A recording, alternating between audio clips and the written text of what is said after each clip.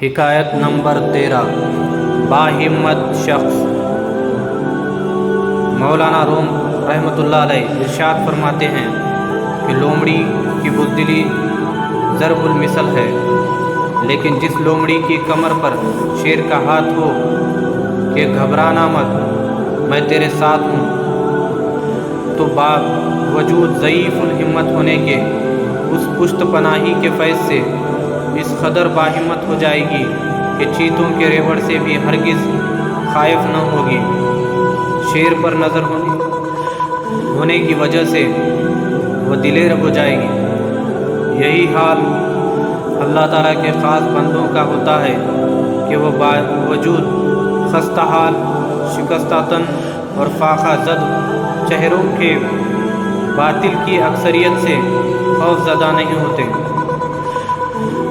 حضرت جعفر طیار رضی اللہ عنہ ایک قلعے کو فتح کرنے کے لیے تنہا اس قوت سے حملہ آور ہوئے کہ معلوم ہوتا تھا کہ گویا وہ قلعہ ان کے گھوڑے کے پاؤں کے سامنے ایک ذرہ کے برابر ہے۔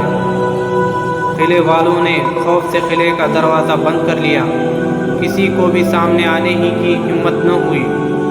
بادشاہ نے وزیر سے مشورہ کیا کہ اس وقت کیا تدبیر کرنی چاہیے۔ وزیر نے کہا، ہماری سلامتی اسی میں ہے کہ ہم جنگ کے تمام منصوبوں اور ارادوں کو ختم کر کے اس باہمت شخص کے سامنے شمشیر اور کفن لے کر حاضر ہو جائیں اور ہتھیار ڈال دیں۔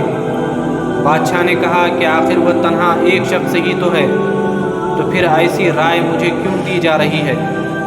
وزیر نے کہا، آپ اس شخص کی تنہائی کو بے وقتی کی نگاہ سے نہ دیکھیں، ذرا آنکھ کھول کر قلعے کو دیکھیں کہ سیماب کی طرح لرزا ہے، اور اہل قلعہ کو دیکھیں کہ بھیڑوں کی طرح گردنیں نیچے کیے ہوئے سہمے ہوئے ہیں۔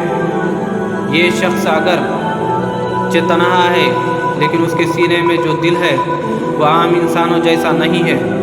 اس کی عالی ہمتی دیکھیے، اتنی بڑی مسلح اکثریت کے سامنے تنہا شمشیر برہنہ لیے کس ثابت قدمی اور فاتحانہ انداز سے اعلان جنگ کر رہا ہے۔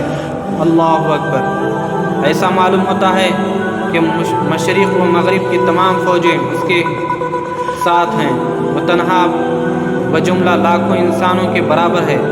کیا آپ نہیں دیکھ رہے ہیں کہ قلعہ سے جو سپاہی بھی اس کے مقابلے کے لیے بھیجا جاتا ہے وہ اس کے گھوڑے کے ٹاپ کے نیچے پڑا نظر آتا ہے؟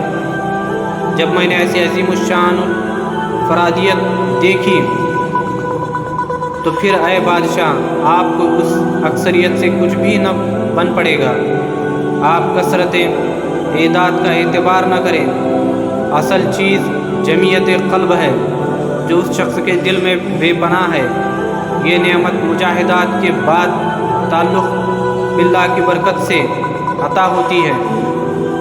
اس عطائے حق کو تم اس حالت کفر میں ہرگز حاصل نہیں کر سکتے، لہٰذا فی الحال تمہارے لیے اس کے سوا کوئی چارہ نہیں کہ اس جاں باز مردوں مومن کے سامنے ہتھیار ڈال دو اور قلعے کا دروازہ کھول دو، کیونکہ اس کے سامنے ہماری یہ اکثریت بالکل بیکار ہے۔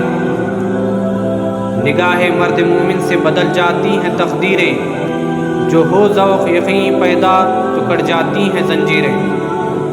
مولانا روم رحمۃ اللہ علیہ بعض اقلیت کے سامنے اکثریت کے تعلق اور ضعف کا ان چند مثالوں سے سمجھاتے ہیں۔ بے شمار ستارے روشن ہوتے ہیں، لیکن ایک خورشید عالم تاب کا ظہور سب کو مانند کا لادم کر دیتا ہے۔ بے شک چوہے ہزاروں کی تعداد میں ہی کیوں نہ ہوں، اگر وہاں غرور نحیف بلی بھی آ جائے تو چوہوں کی اکثریت غلبہ ہیبت و خوف سے بیک وقت مغرور ہو جاتی ہے۔ اس کی ایک میاؤں کو سنتے ہی ان کے کانوں میں اپنی مغلوبیت کی خوفناک ضربیں گونج اٹھتی ہیں۔ اس کے دانتوں اور پنجوں کی حرکات جابرانہ ان کو راہ فرار اختیار کرنے پر مجبور کر دیتے ہیں۔ اس کی وجہ یہ ہے کہ چوہوں کے سینوں میں جو قلوب ہے اور بلی کے سینے میں جو دل ہے، اس میں فرق ہے۔